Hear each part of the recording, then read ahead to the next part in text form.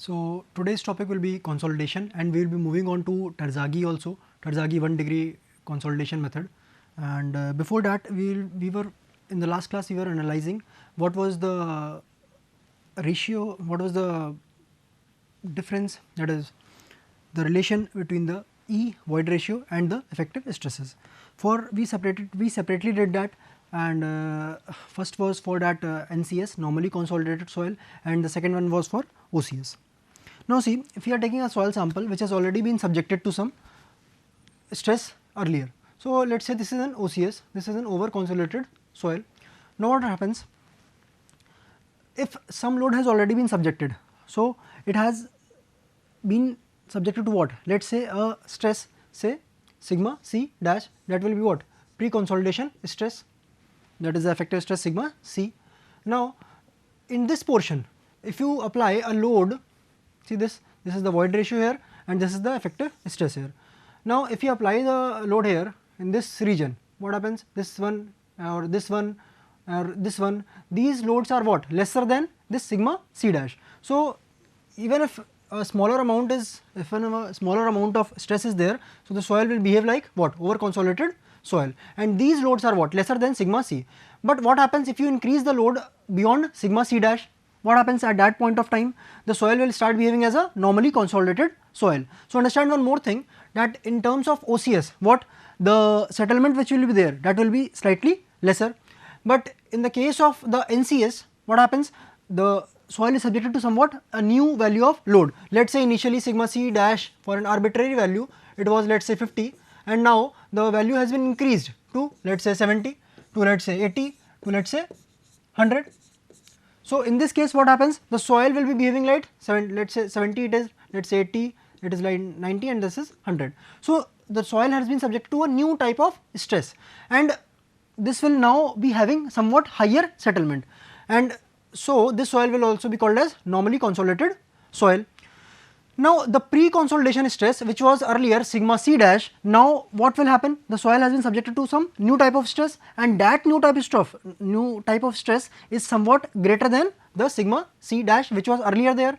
So now whatever be the value at this B, that will be the new sigma C dash, okay, that will be the new value,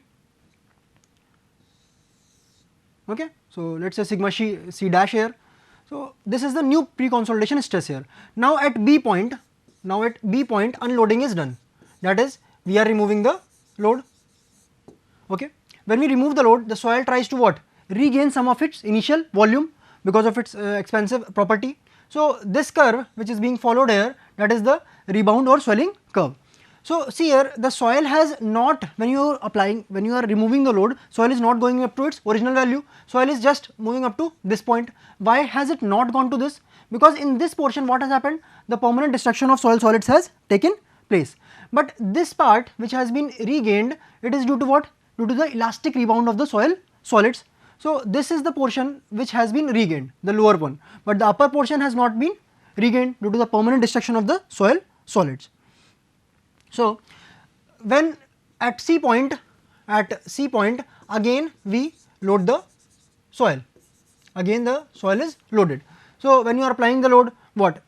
Now the pre-consolidation stress, now the value is this one, this B point. So now if we are applying some load on the soil, we are applying some effective stress there, what happens? The soil will be behaving as what? OCS only. Why? Because this soil has already been subjected to what? Somewhat higher value. What higher value? This higher value here. So this soil, this portion, recompression curve, that will be denoted by what? That will be a what? OCS, that is over consolidated soil. Now what happens? This will be, this curve somewhat touches here, it does not passes the point B, because it is again reconsolidating and the settlement will be slightly lesser as compared to the NCS. So the curve passes on from this point and then moves to this, and then again it follows the slope of this NCS, that is the normally consolidated soil. And again when the value crosses the maximum value which the soil has ever been subjected to, that was at this B point, the soil moves as and behaves as what? NCS, that is the normally consolidated soil. So this is what? Virgin compression curve, and this is also what? NCS is what? Virgin compression curve, because the soil has been subjected to this amount of load for the very first time. But in cases of OCS here and OCS here, the soil has already been subjected to this amount of some amount of stress, and there is this rebound curve. So if you are talking about this E and sigma dash, now if you talk about plotting this on a semi-log graph paper, so the values will be what? This comes out to be a straight line here, and you can directly say that what? This is sigma r CR, that is coefficient of recompression, and then this slope will be what? This line's slope will be what? CC, coefficient of compression, and similarly this will also be having the same value, coefficient of compression there. When you talk about the rebound curve, when you unload the soil, what happens at that point? The slope which the curve which is being drawn there, the slope is what? CS there, CS, that is swelling index, and when the soil is again reloaded, what happens? It is behaving as an OCS. When you are talking about OCS, you talk about recompression, because the soil is being compressed again. So the slope will be what? CR there. So there is, all other things are same, because you have already studied CC, and CR also you have already studied. Now one thing is new, that is CS, because after unloading, what happened? It will try to gain some volume. When it tries to gain some volume, the slope of that curve is what? Swelling index. That is what is given there. That is slope of rebound curve on logarithmic scale is called swelling index. Now we have talked about the pre-consolidation stress, but how do we find out the pre-consolidation stress? That is a big point. So Casagrande studied the shapes of several E versus log sigma curves in that was performed by the experiments, and he gave the following procedure. Now see, this is a curve between E and what? Effective stress in terms of log. Now understand, if this is the curve there, now he chose a point A. This point A is by visual observation, where you choose in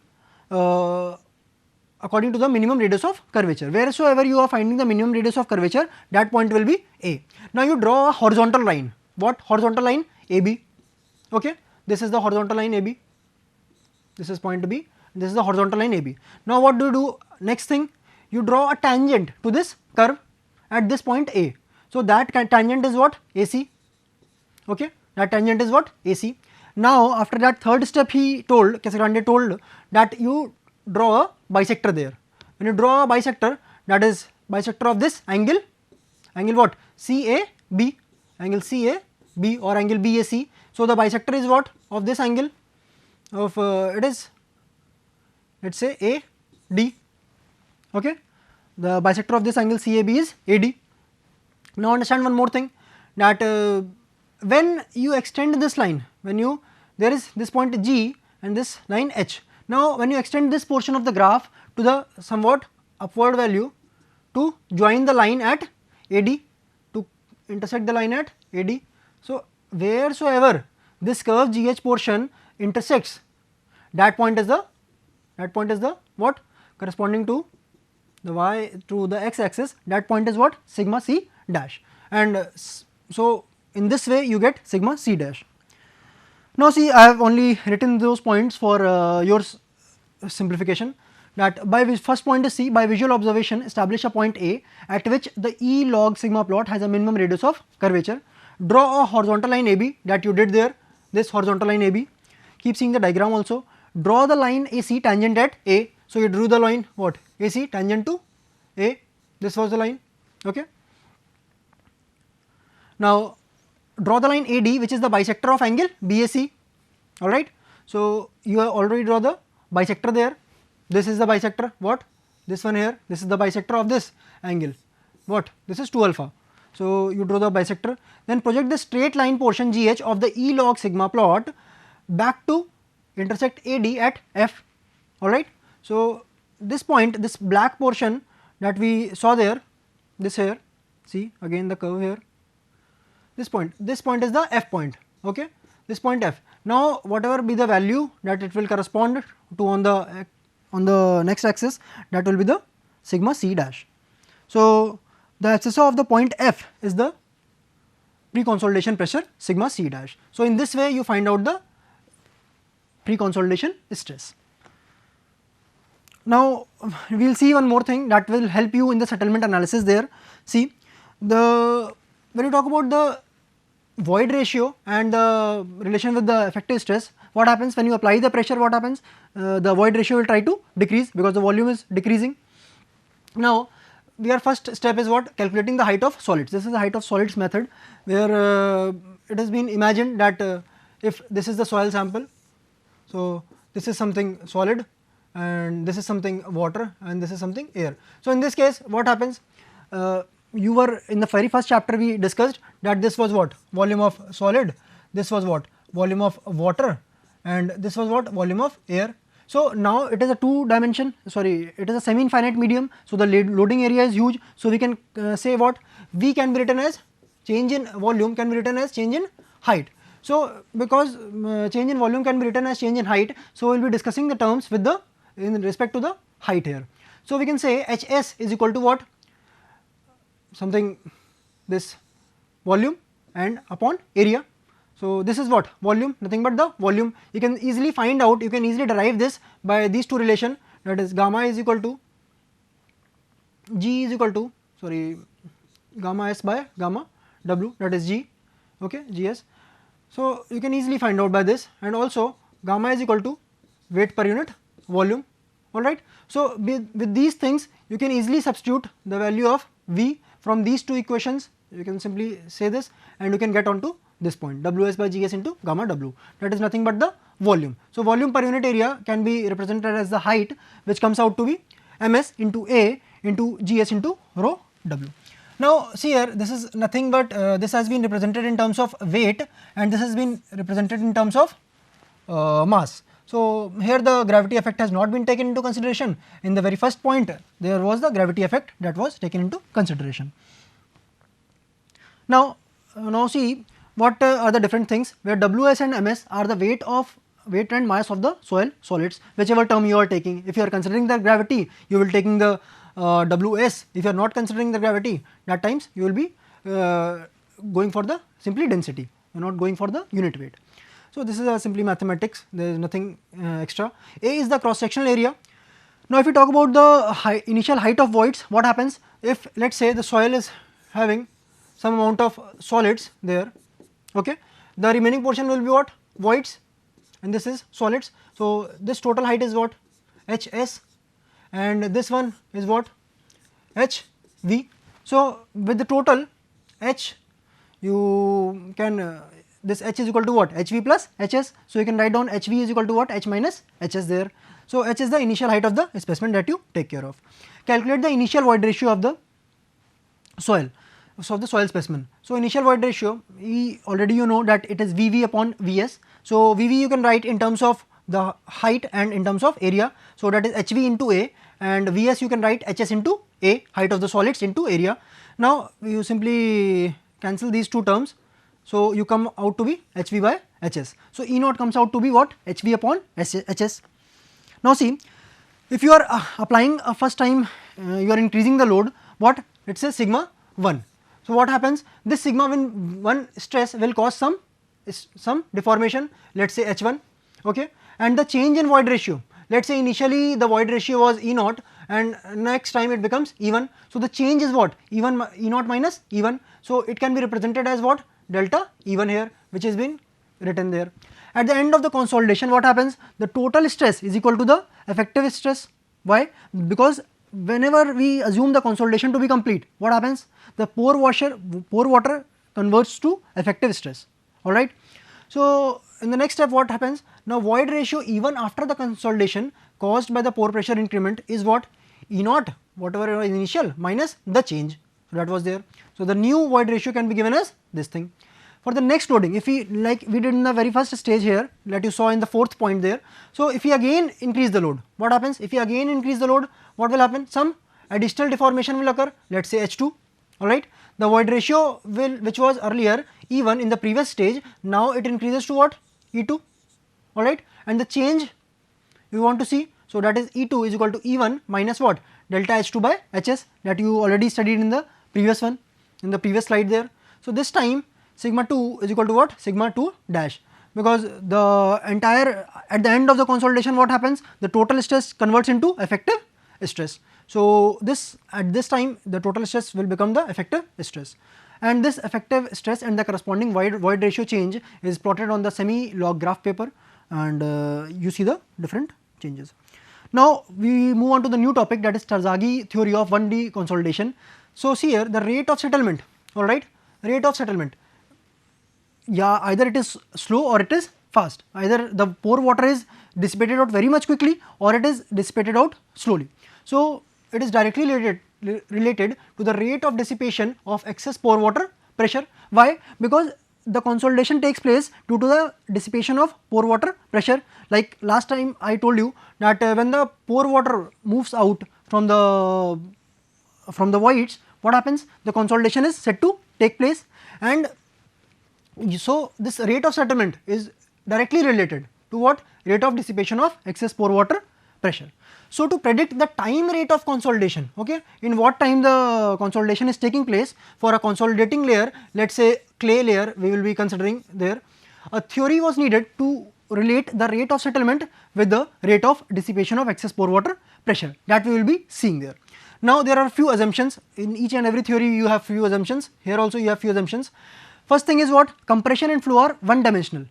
I have already told you that we are considering what? Semi-infinite area, and in the previous classes I have discussed it extensively that if you are considering one dimensional, what happens? So you are considering the semi-infinite, and the entire volume change can be represented as the change in height of the soil, and so this is the loading area is huge. Now second point, Darcy's law is valid, that is flow is laminar, alright. In the Darcy's law the assumption was what? Flow is laminar, so that assumption also comes into effect in this. Soil is saturated, and you already know that while the consolidation takes place, what happens? The saturation of the soil is 100%. Next is soil is homogeneous and isotropic. So both the points are given, homogeneous and isotropic. So if you are taking about any point, so all the properties of that concerned point in a soil mass will be having the same value in all the different directions. So soil is homogeneous and isotropic. Now soil solid and water is incompressible, so entire volume change is due to expulsion of the water, which we have already discussed in the spring analogy there. So now next thing is strains are small, that is applied load does not produce any change in volume of the thickness of the soil, and the value of K and AV remains the same. If say applied load changes, then what would happen? The K value would have changed and the AV value would have also been changed, but due to the small value of strains, the change in value of K and AV does not take place. Now there is a unique relationship which is independent of time between the void ratio and effective stresses. So what happens? When the effective stresses increase, the void ratio will be decreasing, and that is represented in terms of dE, that is equal to minus AV into del sigma dash. So you know that when you talk about, let us say this delta E, what happens if this void ratio, if this void ratio decreases, because when you compress the soil the void ratio will be becoming lesser. So when this void ratio decreases, what happens there? On application of effective stress, that is the sigma dash will be increased. Let us say 50 से आपने load बढ़ा के 100 कर दिया. So what happens? The void ratio which was initially let us say 1.02, it reduced to 0.9 something. So in this case it is having a inverse relationship, one is increasing, other is decreasing. So there is a minus sign here, and the constant that is the direct relationship that is shown is represented by the value that is AV. So we will see what is there. Also this implies that there is no secondary compression, since secondary compression this secondary compression occurs at constant effective stresses. Now see this diagram here, a layer of clay, that is this layer of clay is there, and this is the sand layer, this sand layer is what? Permeable layer, and below also this is the sand layer. Now the clay layer which is here in this portion is what? Having a height 2h, having a depth of 2h.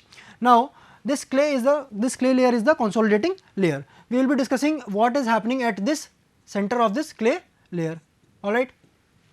Now if this is the load, that is delta sigma, alright, this is a load which is being applied. Now what happens? The drainage is allowed on both the sides. So whenever the load is being applied, what happens? The water will try to move out from the top also and from the bottom also, alright.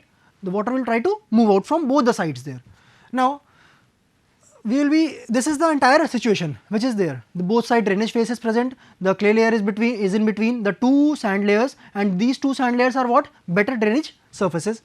Now understand one more thing here, that we are taking one element, that is dx and dz. Dz is the vertical direction, so we have taken the dz height of this element, and the horizontal direction we have taken as dx. So this element we will be considering. This element, the top height is z, and there is some change, that is in this portion. So that is what? Z plus dz. If we are talking about the total height from the top, this will be what? Z plus dz. Now at the instant of the loading, that is at t is equal to 0, what will happen? The excess pore water will increase uniformly by ui, alright, because the load which will be there, that will be taken up by the water there itself over the thickness 2h of the layer shown by the figure B, alright, this one here. Now after the time t has, some time has elapsed, what will happen? The effective stress will start to generate there, and because the drainage is allowed on both the sides, alright, on the top also and the bottom also, the distribution of this excess pore water pressure will have changed to this shape, that is some value will be what? Some value at, if let us say if this point is taken, some value is what? Pore water pressure, and the remaining value is what? Effective stress there. So these are the two things. So this is the height which is considered, that is the 2h, alright, and this is the figure ABCD, and with time what happens? The pore water pressure will be reducing and the effective stress will be increasing. Now for a soil element, now we will go into the derivation of this equation. For a soil element considered, that is we considered this what? This one is what? dz, and this one is what? dx, alright. So these were considered there. Now using equation of continuity, when you talk about continuity, so any amount which was entering and any amount which was exiting, that we will be taking into consideration. So here amount of water flowing into a soil element minus the amount of water which is leaving the soil element, alright. Let us say if some amount is entering the soil element and some amount is leaving the soil element, so that will be balancing up there. So the rate of storage, that will be equal to, when we subtract those things, that will be equal to the rate of storage of the water in soil element per unit time, alright, per unit time. So that can be represented as, this rate of storage of water can be represented as del W by del T, okay, and this thing here can be represented as del Vx by dx plus del Vy by dy plus del Vz by dz into dx into dy into dz, that is the volume there. Now because the flow is in 1D, so this thing Vx here and this thing Vy here, that can be ignored, alright. So the flow is in one direction only, so in the z direction, in the vertical direction from the top to bottom. So in this case what happens? This del Vz into dz only remains, this del Vx and del Vy turns to 0, into dx into dy into dz, that comes out to be equal to del W by dt. So the equation which was you studied this here, it reduces to equation number 1 here. Now moving on, we know that we have assumed what? Darcy law to be valid. So what is Darcy law? That is equal to V is equal to K into I. When you talk about V is equal to K into I, so we can say in the Z direction, what will happen? This Kz into I, so Vz is equal to Kz into I. I is what? Nothing but del H by del Z there.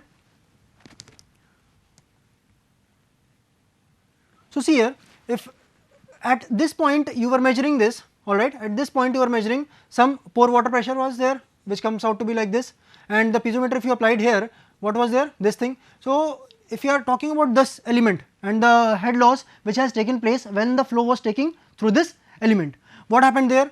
This was this head loss, that is del H, alright. So this is del H there, and so this is what we have considered, this del H, and there is one thing what? Del Z, alright, because that is the height of the element, that is you considered what? This del Z. So the water which was flowing from this to this point or to this from to this point, what happens? This area was covered, this height was taken del Z, and the difference, the head loss was there, that was del H there. So you consider the soil as homogeneous also, so del Vz by del Z, you can simply differentiate this thing and you can get Kz, that is a constant, into del 2H by del Z square. Now what is H? Alright, H is the head which causes the flow, because if there is no head, that is, I have already told you that H, whenever the head is there, that means you can relate it with energy. So, the head which causes the flow and the potential that produces the flow during consolidation is excess pore water pressure, and you already know that excess pore water pressure can be given as H into gamma W. So, here you can write that H is equal to U upon gamma W, U by gamma W. So, you can write simply del Vz by del Z is equal to Kz by gamma W, alright, into del 2 U by del Z square. So, this value has been given like this, and then you move on to derive this portion, alright. Moving on to the next thing. So, the equation 1 therefore becomes, the equation 1 which you did in the previous slides, it becomes Kz into del Kz by gamma W into del 2 U by del Z square into dx dy dz, that was the volume, that is equal to del W by del T, whatever was the change in the storage. So, this becomes your equation number 2.